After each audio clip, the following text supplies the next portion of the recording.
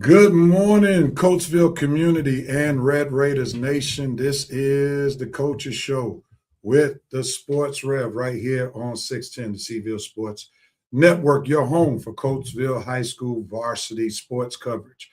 Seville, it's playoff time. And today we're joined again by Coatesville boys basketball head coach John Tootie Allen as we take a look back at a strong finish to the regular season where the Red Raiders went 7-3 over their last 10 games and built momentum heading into postseason play.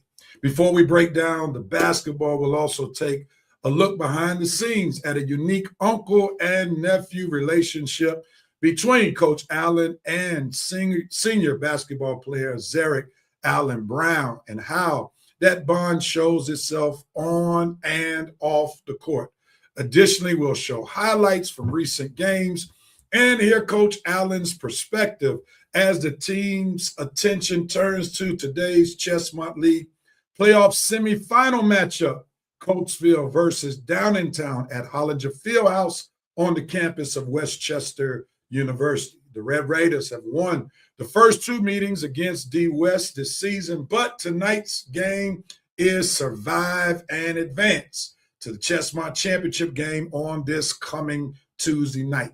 This show officially launches our game day coverage. I'll be on site bringing you the action as 610 Seville Sports Network keeps you locked in with live updates, highlights, and post-game coverage from start to finish. So, Coatesville family, tap in, follow along, share the coverage, and let's support our Coatesville boys basketball team. Well, let's get it started. This is the Coaches Show with the Sports Rev, and we'll start it off with some highlights before we go into our interview with Coach John Allen along with his nephew, Zeric Brown. Let's get ready to do it.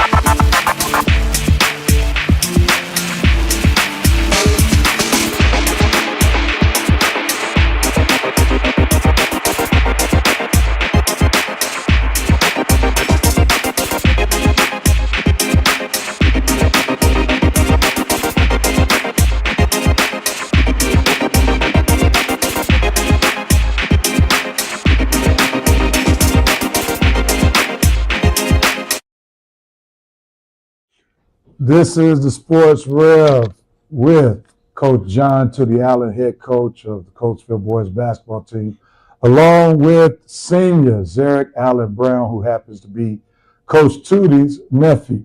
So it's good to have the both of you all on our show today. What's going on? Thank you. Well, let's jump right into it because this is an unusual dynamic. Uncle, nephew, having played for the same high school, and now you're being coached by your uncle, who's a legend here at Coatesville. So what does it mean to you first, Zeric, to be able to represent Coatesville basketball with your uncle? It means a lot because all my family went to Coatesville, so just to be able to play and following his legacy is just it's great. Same question for you, Coach. Yeah, I'm happy for him. I'm happy for the work that he put in. He changed his body. So I'm proud of him. For me, part of the reason that I came back was Coach him. That's wonderful. That's wonderful. Let me ask you this, Coach. I'm gonna start with you. How has your relationship grown with your nephew, or has it changed because of basketball? Yeah, I think naturally as he grows, the same the same things that I did when he was a baby, I couldn't do. I used to pick him up and grab him and hug him, right? A little bit too heavy. Yeah. I can't do that now. So I think that those things, and he grows older, he does different things in his life. I think those the relationship with him doesn't change, but he grows as a person, and then he wants to get away from that. Now, from your perspective, Zeric, has the relationship changed now that he's your coach, or is it pretty similar? No, it's pretty similar. That didn't change. I don't think it. Were you a little nervous when you first became one of his players that it may change? No, because he's been my coach since I was younger. So all my life, he's been my coach, basically. So you already knew. Yeah. So you already knew what to expect. Yeah. All right. Let me ask you this, Coach. I'm gonna start with you. How do you separate with Zeric basketball from family? I mean, I don't. I don't. I mean, we we got family stuff that we do. I might ask him a question, but really, that's just our time to be with our family. That's not like basketball time. I don't think that you could never really turn it off because, like he said, we've been doing this. Me and him been doing this since he was third grade, fourth grade, somewhere around there. Mm-hmm. So this is not like something that's new to us. It's just normal. So let me ask you this: during the course of 2 seasons that he's played varsity with you, have you ever forgotten that he's your net coaching in the heat of the moment? All the time. All the time. But, for me, it's kind of like I never want him to be singled out by any of them or for him to feel like he's receiving preferential treatment or for any other player to feel like he's receiving So for me, I'm just as hard on him as anybody else. But like I said, he's worked now for everything that he gets. So sometimes the nephew thing goes out and it's just coach mode. So let me ask you this. When you're dealing with your uncle, is there a big difference between Coach John Tootie Allen and Uncle Tootie? Yeah, not really. It's the same on and off the court. So what we see on the sideline, what I sometimes hear in the locker room, that's what you normally get from your uncle. No, not really. Well, give us a little differentiation. That's the only way he's upset at us. But off the court, he's chill. He don't be yelling. Oh, so he's never yelled at you as Uncle Tootie? Nah. Okay, all right. So he's a real cool uncle. Let me ask you both this. Do you have any unwritten rules about how basketball conversations happen at home or family gatherings? In other words, do you separate when you're in the home, basketball is over here and home is over here? Or do you all integrate the two at times, even at family gatherings? Yeah, I don't think it's really like when we get around family, it's more just like family stuff. His mom does all the talking for both of us. She do the talking for both of us. So I don't think that it's like, again, when we're not in basketball, it's just normal. It's just normal. It's nothing like different. I'm just chilling. We're just chilling. Maybe we're watching a game or something like that, or I'm telling them how good I am at some other game or something like that. It's just normal. It's just no different. It's no different. When I'm on the court, it's a little different. Okay. Zeric, now let me ask you this, because everybody doesn't have the dynamic of having their family member as the head coach. Mm-hmm. So when you started playing, especially here at Coatesville, knowing that your uncle is one of the best to ever do it here in Coatesville, matter of fact, his name is on the banner. have to tease him. He's the second leading scorer, no longer the leading scorer. But did you feel like an extra level of pressure once you put on the red and black, especially as a varsity player? Nah, not really. 'Cause I already knew what come with it. I knew I wasn't gonna get no special treatment. Uh-huh. So, and my mom already told me that, and I was gonna have to work for everything. So I wasn't really expecting nothing. Really. Okay. So in everything that you've gotten, you had to earn it. Yeah. All right, that's cool.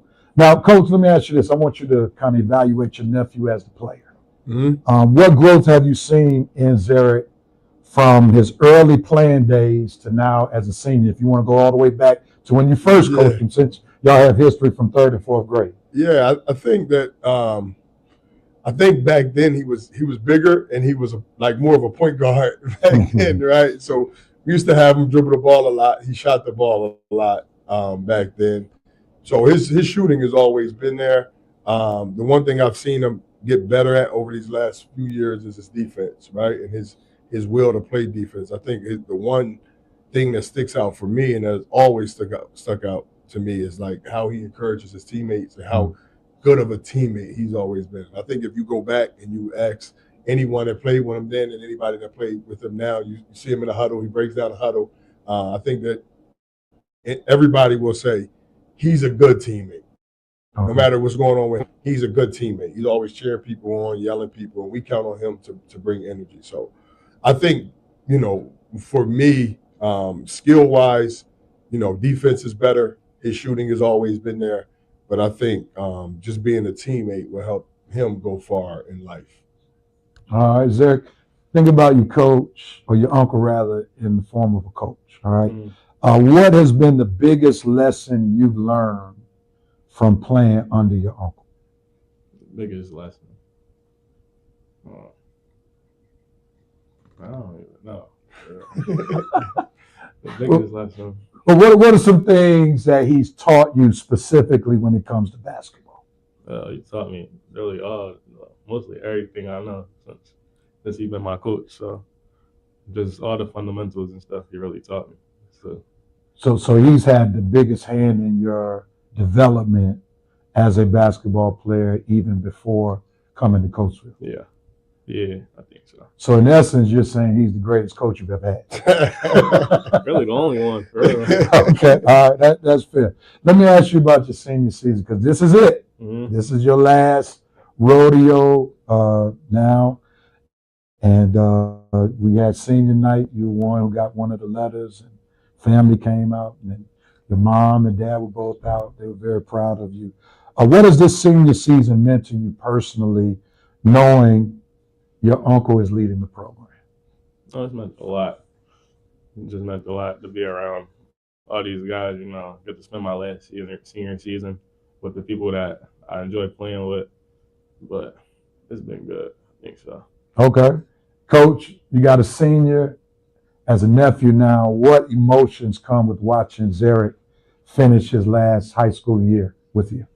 So I think for me, the work that he's put in, I mean, if you go back to his 9th grade, 8th grade year, how much his body has changed, how much sacrifice he's put in, his own sacrifice and in his own personal life. For me, that I can't forget that. Like, that will never be forgotten, right? So the way he's changed his body, the way he showed me how much he's wanted this. He didn't start out last year playing. He wasn't just automatically coming into play. I think he understood that I wanted him to work for it, and he's really worked for every single minute that he's gotten this year, and every single minute he'll get. So he's deserved it, and he's earned it, and I'm proud of him for that more than anything. How proud are you in particular this season he had a slow start to the season, and it seems like ever since Plymouth White Marsh, he's really been coming on. He's been shooting the three-pointer a lot more fluently and consistently. So how, as his coach, but also as his uncle, have you been just excited to see how he has really become one of the pillars of the team as you all prepare to go for the state run? Yeah, well, I thought he was. We had some games in the fall. I thought he was really good in the fall. I just, in the beginning, we were trying to figure it out, right? We lost some games in the beginning, and we just kind of had to go back to our roots and what we were, before the season. And he's always been there. So I think, PW, he played well, but I thought he's always practiced well. Right. He's always practiced well. He's always done the things that he needed to do in practice. So I would even go back to before PW that he started playing well. Some stuff before Christmas, a few games before Christmas that we felt like we could play him and we could put him in, and he started before then. So it's been coming for a long time, but I don't think that he's I don't think that we ever lose anything when we play him. All right. Before we get to some fun stuff, we know that your uncle has a legacy here, right? And I'm sure you've heard all about it, even when you were a little kid. Were you born when he won the state championship? No. Okay, so you missed all of that. So all you got to do is just hear the memories. Did you see the videotape at least? I got to find it for you because his head coach, when I first moved here in 2022, that was the first thing he had me watch, was when your uncle and his crew won the state championship. Coach Deacon Scoogie, rest in peace. He was so excited. I couldn't even get in his house good. He took me in the basement. He said, look at here, look at here, look at here. So I had a chance to watch the film. I think he caught an alley-oop in that game, matter of fact. Yeah. So one of these days, if I can find it, I'll get it to you. But he has a legacy, right? He's also has a legacy as a player. Now he's building it as a coach. What do you think your legacy will be here at Coatesville? What will people remember about Zeric? Honestly, just the person I am. Because I feel like I'm just a good person all around, on and off the court. So, just, yeah. All right. So now I got to probe just a little bit. So you say you're going to be known as a good person. So did your uncle have a hand in you being a good person? Who do you give the credit to? His mom, definitely. His mom and dad. Maybe, I'm sorry. Who you giving the credit to? The parents? Yeah. Okay. I can see that because your mom, like I had a chance to interview your mom and dad, and your mom in particular was very boisterous about how proud she was of you, and your dad was there as well. Well, she had a hand in both of us. Okay. Me too. So she kind of like was more than just a sister. Oh yeah, she was like a surrogate, maybe mama, auntie type. Yeah, but yeah, growing up, all my sisters was you haven't seen the other ones, but he know they all the same. They all still treat him like a baby and everything. They treat my kids like they treat us all like babies. So you were the baby then? I was a baby. Okay, I was a baby. So you got all the special treatment.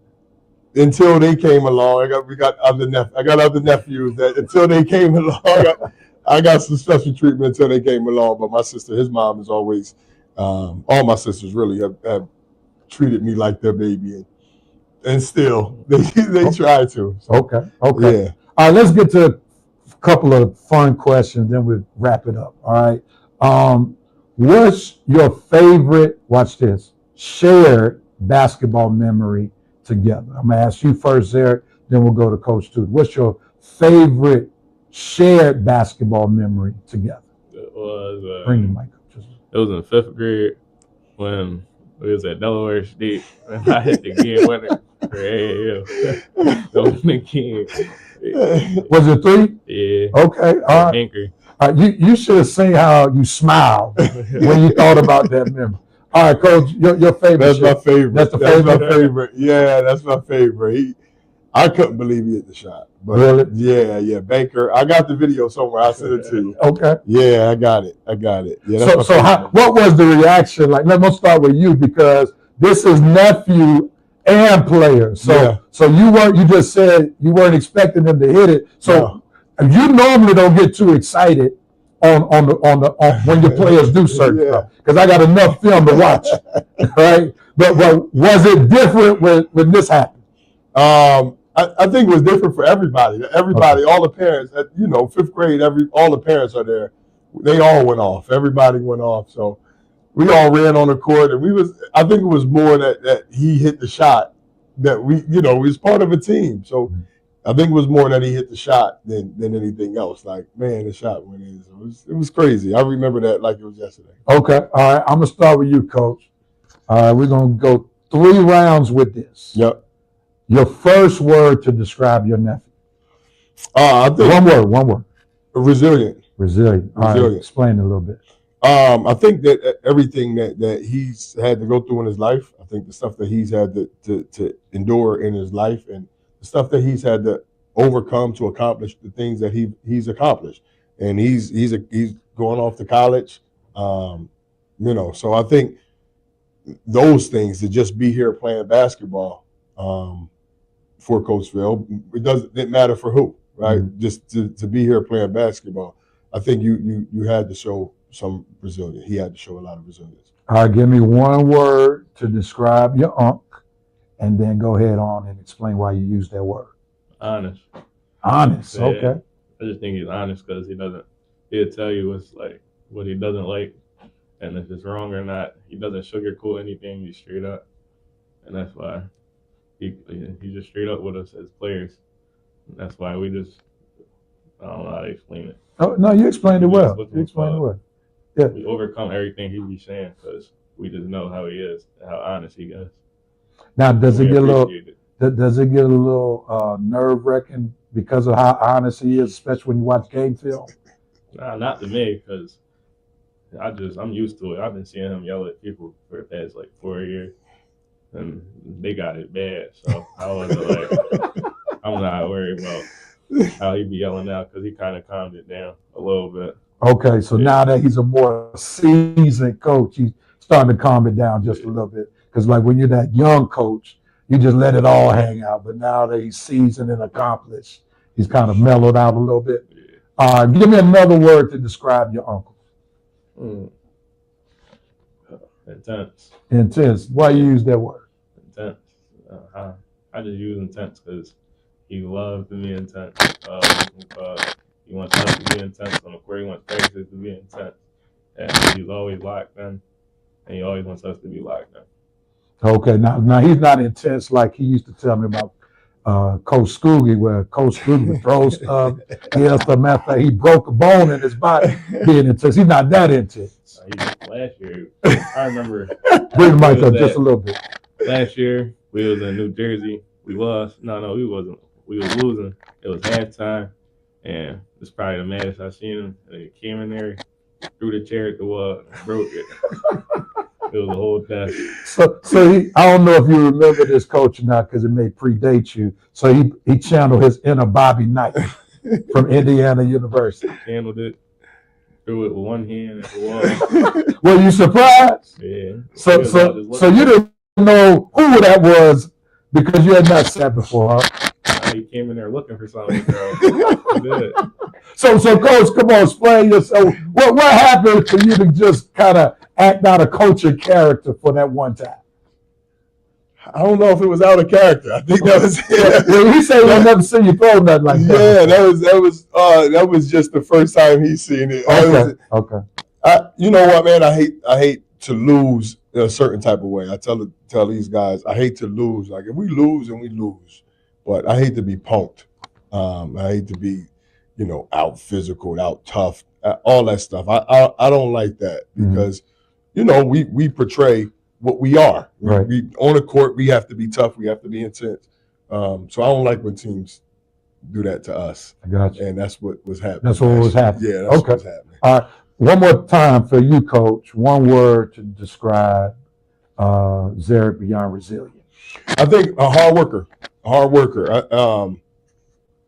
If you go back and look at pictures of him in 8th grade, He was chunky. Yeah. He couldn't finish laps in practice. He couldn't finish suicides in practice. He couldn't finish stuff in practice. And I honestly didn't think that he would make it. But if you come to our practices now, he always had to be at the back of the press, right? Because he was slower. But if you look at him now, he plays at the top of the press, first in sprints. It's just like it's a complete change. Defense, he can go down. I used to tell him, I used to say, you playing defense like a center. Now you playing like you're still big, is what I tell him. But now, not anymore. He's down, he's guarding people. So I think for him to change his body, and you can see how much he changed his body over the last 3 years. I think you'll be amazed at how he I gotta changed. get one of them pictures. All right, let's get out on this. So it appears to me that in order to be an Allen, you got to have a nickname, right? Because both of you all have nicknames. Coach nickname is Tootie. Your nickname is Church. So now I'm gonna put you both to the test. So do you know how your uncle got his nickname Tootie? If so, tell us how. Nah, I don't. You don't. Nah. So this is a good time to let your nephew know some family history. Well, my mom gave it to me before I could remember. She gave it to me, and then, it just stuck. Everybody thought like yours. It just stuck. Now you got to tell them how Tootie came into being the nickname. Yeah. She just gave it to me. I don't know how she gave it to me, but she gave it to me. I don't know where it came from, because she'll tell you like 4 different stories. Because in our era, Tootie was a girl's name. Yeah. From the facts of life, Kim Fields. Yeah. So that'd be interesting to see how. Yeah, no, my mom, she'll have a story for you. Okay. Yeah. All right. Now, your name's nickname is Church.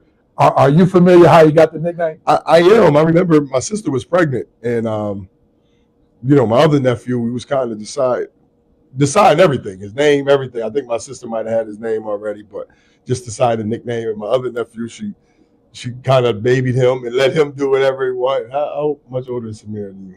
3 years, 4 years? Yeah, like 4. He like 4 years older than him, maybe 5 years older than him. And I guess it was a cartoon or something that he used to watch.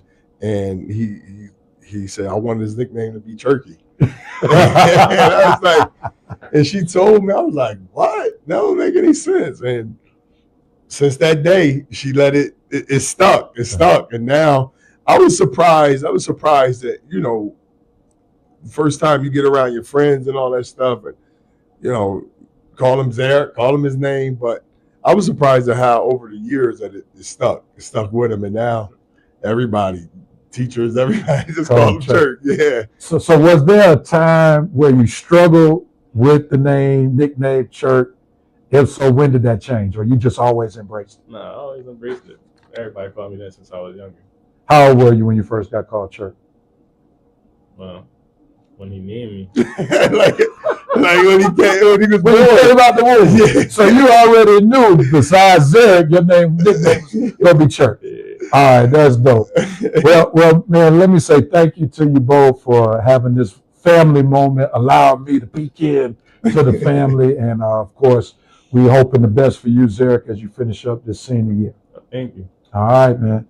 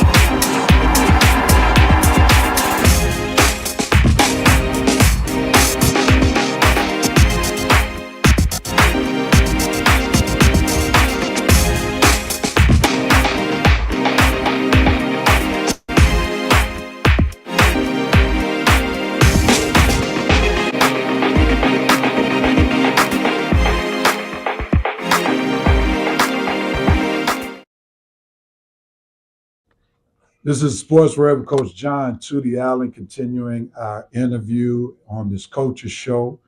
Coach, you were the overall #1 seed for the Ches-Mont National. Last 10 games, you went 7-3, including road trips to Florida and New Jersey. What growth have you seen from your team during that stretch?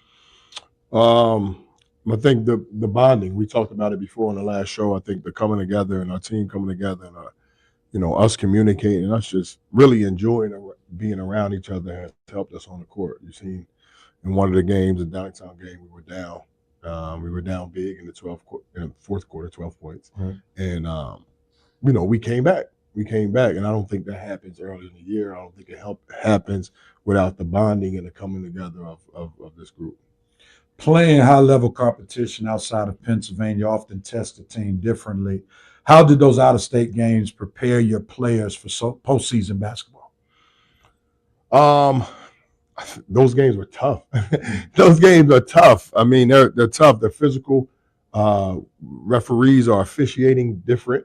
It's like a road game because even though in Florida we had a really good crowd, a lot of people came down. Yeah. It's still not playing at home.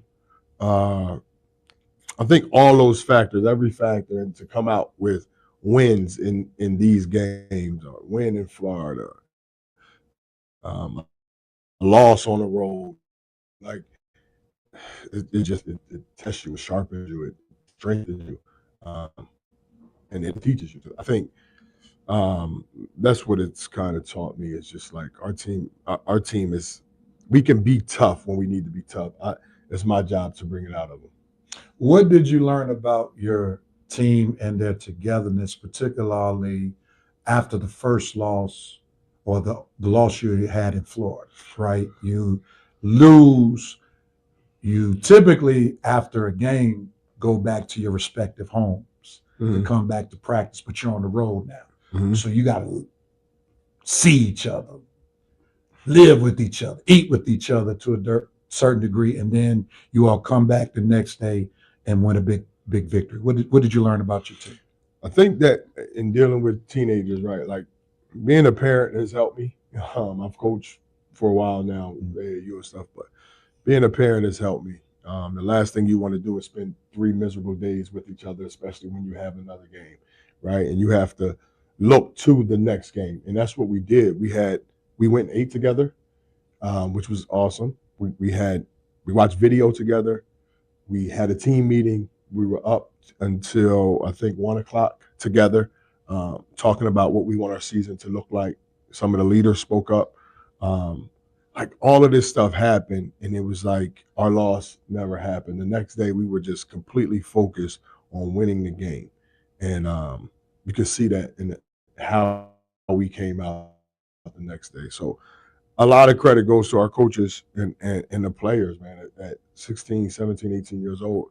I don't know if I would have been able to refocus the next day. Mm-hmm. And they understood some things and some harsh realities.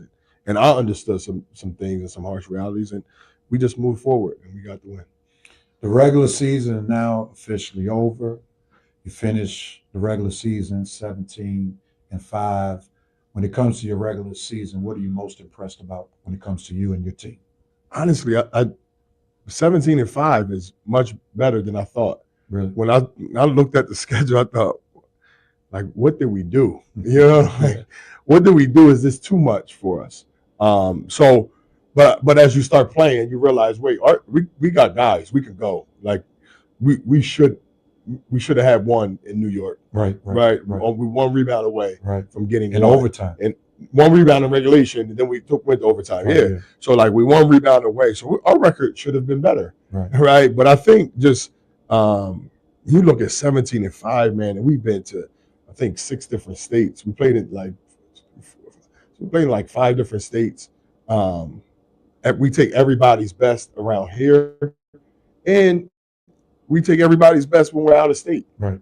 You've seen some of our games. Right. When we're playing, every team has 2 Division I players at least. We played a team with 6 Division I players.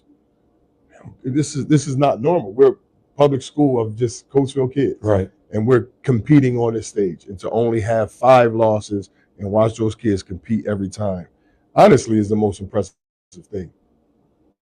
So you mentioned when you looked at the schedule, like, did I make a mistake? What would have been the danger zone for you if your team had what record? You would have been like, I think maybe I was in over my head with the like schedule. 8 losses. Okay. 8 losses would have been like too much. Okay. 8 losses would have been way too much. Yeah, that would have been too much. But I think early on, these guys set the tone. We had a big loss against Bonner. We came back 52-point win, 36-point win, right? Like they said, and then we beat Judge essentially on the road. Yeah. Right. They set the tone earlier. I didn't, for me, it was like, do you think, excuse me for cutting you off, do you think that Judge game really encouraged them, let them know we can play on this level? Yeah, I think coming off that loss the week before, yeah, and then going to that Judge game yeah, and winning the game was like, okay, we belong here. We're supposed to be here. Obviously, the Bonner loss was a tough loss, but I think that Judge game kind of put us back on track against the defending state champs. Okay. We know now that postseason play is going to officially begin for you all on Saturday. You're, like I said earlier, the #1 overall seed. You all have not lost a Ches-Mont game in 2-3 years now. How many years is it? 2.5 years. 2.5 years. Since 2023. So if you finish this Ches-Mont championship undefeated with your three-peat, you wouldn't have lost in 3 years. Essentially, yeah, it'd be like 40-1 over our last 41 games, or 41-1, I think. You're saying that with your chest poked out. Yeah, we got to, man. We got to. We got to let people know, because sometimes people don't understand. That's hard. That's hard work. Everybody think that it's just easy to just go out there and win these games where people are grabbing you, holding you, and they're gunning for you, and they prepare for you, and they prepare 12 months for your game. Right. And you got to go out there and you got to grind out a win. It's not easy. Yeah. It's never easy. So obviously, most of your players have never experienced a Ches-Mont League loss. So how do you keep your players focused and hungry when they enter the Ches-Mont playoffs this weekend? It's hard, and honestly, we had a close game against Downingtown last week or 2 weeks ago. Those are the moments that we need, because for us, a lot of those wins are double-digit wins. They're double-digit wins where a lot of our starters don't even play in the fourth quarter. So for us, those wins, those close wins, remind us like, hey, you can be beat. Everybody can, if you're off your game, somebody can compete. So we welcome the challenge. Trust me, we welcome the challenge. This playing in this league is nothing that we haven't seen this year. Right. But getting these kids up is very hard, honestly, when they've experienced nothing but winning over the last few years. Right. But a scare like we had against Downingtown resets their mind and helps them to get focused. Are you glad, in retrospect, that the scare took place before the playoff? Yeah, well, I think we had an overtime game with them last year. Matter of fact, I think it was in the Ches-Mont playoffs. In the Ches-Mont playoffs, yeah, in the same round, the semifinals. The scare? I am, but for us, there's no excuses. It was a weird week for us with snow, with not practicing. We didn't practice, not having any time in the gym, not being able to prepare for that game. It was just a weird time, but we've given the game the attention that it needs now. So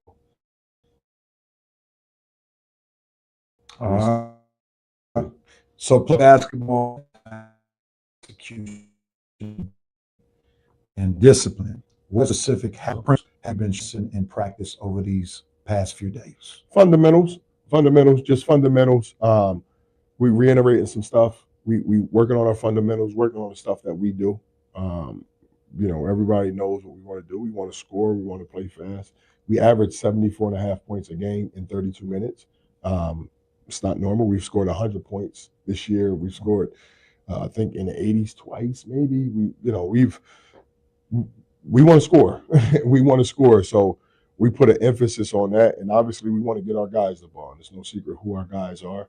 and we want to put them in positions to score. So you're about this third time as you go into the Ches-Mont League playoffs. If you could describe your team's mindset as they head into this game, playing Downingtown West for the third time, coming off the scare that they gave y'all just recently. I mean, I think we'll be just as ready as we've always been. I think if we try to approach it as something different than a game, then we'll lose it. We've played teams that are, I'm not being any, but we played teams that have more talent. Now, have we played those teams 3 times? No, right. But we've played teams that have more talent. So I think our focus is just on playing basketball our way, and things will take care of themselves if we play basketball our way. Let me ask you this. Every successful team faces adversity. Your team has been relatively successful so far, undefeated in Ches-Mont League play. What challenges has this team overcome that people may not see from the outside? All right. So we thought we would have Noah Winky. We don't have him. He would be in our rotation. Ches-Mont started for us in the fall. And, he started for us 50 games before the season started. We haven't had Ches-Mont healthy for the entire season. Tell him what position he plays for. Both guards. Both of them guards. So we're down our guards, right? We're down our guards. So we've had to kind of change some things and just kind of operate on the fly without having those two. And defensively in the past, we've pressed a lot more. This year, we don't have the play up top or the quickness that we've had in the past to press, right. But we have length. We have more physical guys, and we've been able to use some of that to our advantage. So I think those, those things, man. I think every team this affects, but the snow, right? Like in years past, with us traveling, we've traveled in the snow already, right? We got delayed in Florida. we got delayed in Florida. The Downingtown game, we couldn't. Downingtown game, we hadn't practiced, so we didn't practice before the Downingtown game for 3 days. So I think like those things, they start to take a toll on you. There's been other days before games that we couldn't practice. We couldn't give the teams the attention that the games they needed.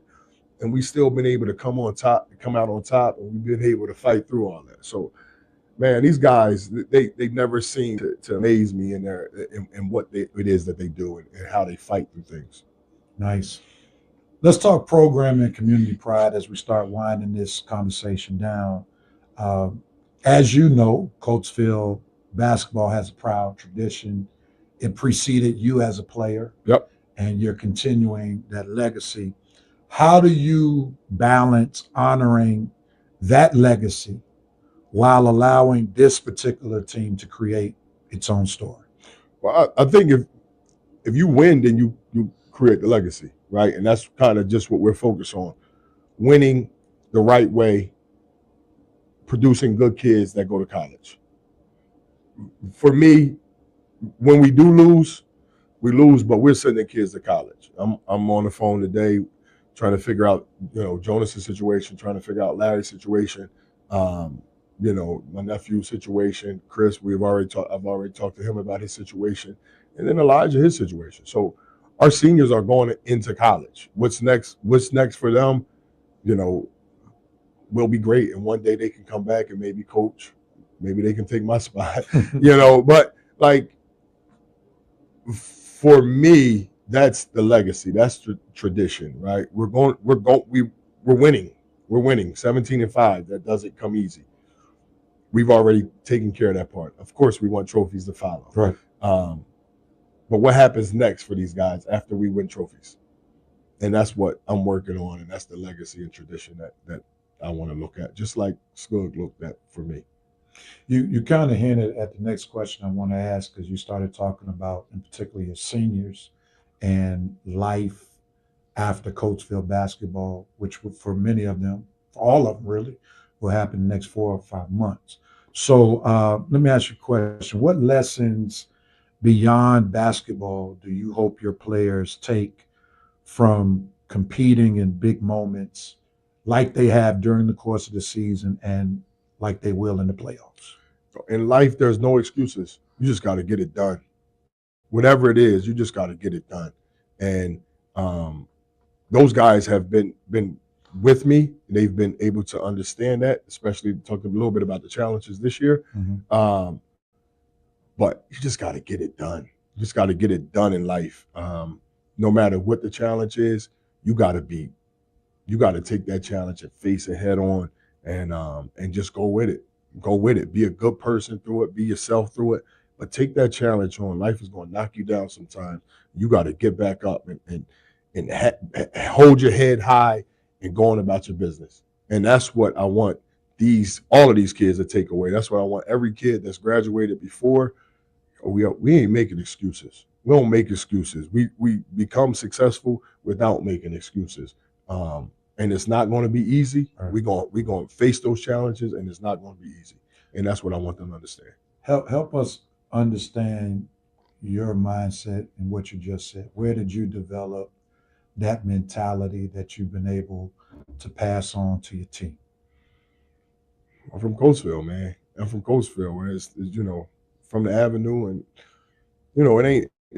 it's never been easy, and it's never been easy for a lot of people around me, and I watch people with a smile on their face, and you don't know that it's hard until you go somewhere else, until you leave, and then you come back and you say, oh, this is hard. And I watch those people do it with a smile on their face and happily sacrifice their lives for the lives of others. We got Coach Bailey on our staff, Hicks on our staff, that I watch them do that with a smile on their face, right?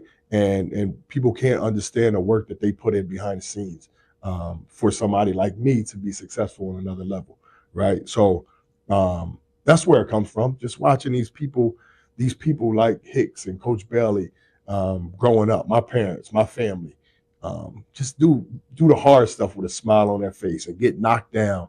And the next time you see them, they have a smile on their face. And really doing the impossible every day. And I'm sure you see it in the line of work that you do, and I see it all the time. So that's where that comes from. For me, that's been instilled in me, and to me, that's what Coatesville is. Nice. I'm gonna get you out on this question right here. The fan support for Coatesville is always strong. They have been very supportive, especially with the few road games, not few, that have been local. Ches-Mont played, they've been coming out, student section, been out in most games. How much of an impact does Red Raider Nation have on your team's energy and performance, and how much is their presence needed in Ches-Mont League play, in District 1 play, and in your state run? I mean, it's obvious, right? I think, these kids live to play in front of a packed gym, in front of their peers, in front of their parents, in front of the people that came before them. I live for it. I live to coach in front of that, right? Mm-hmm. The intensity gets turned up.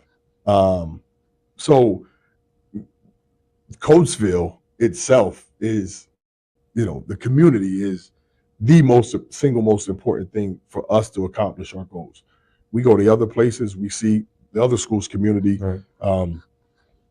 out supporting. And when our community comes out, it probably takes our players up 2 or 3 more notches. We start making shots. Our defense is a little better. Mm-hmm. Our energy is better. So now our press works. Things start to happen, right? Your peers are there. The student section is there.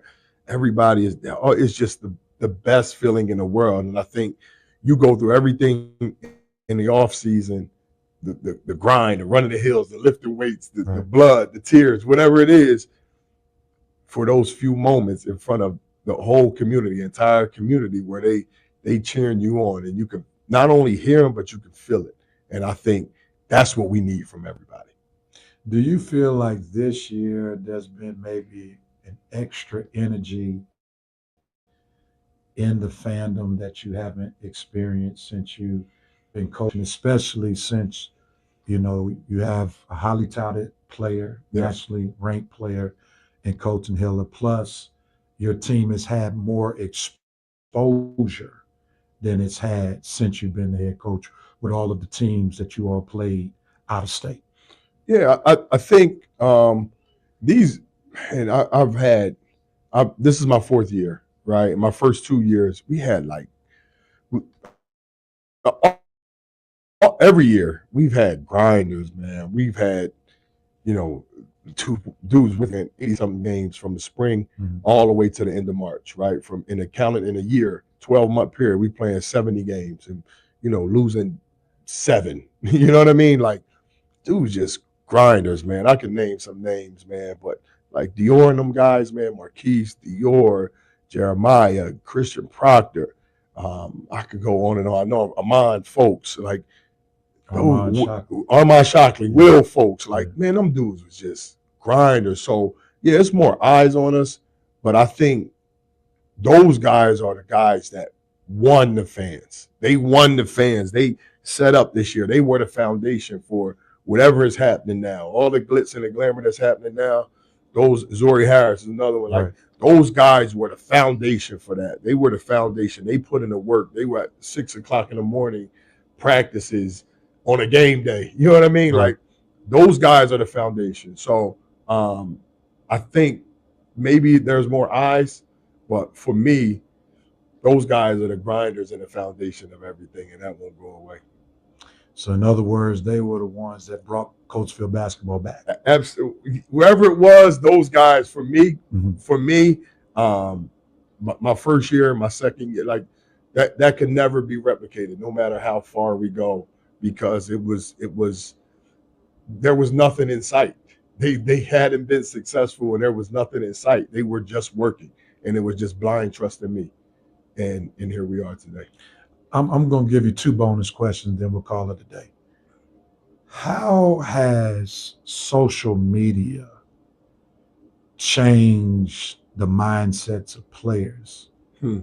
Because social media wasn't around when you played.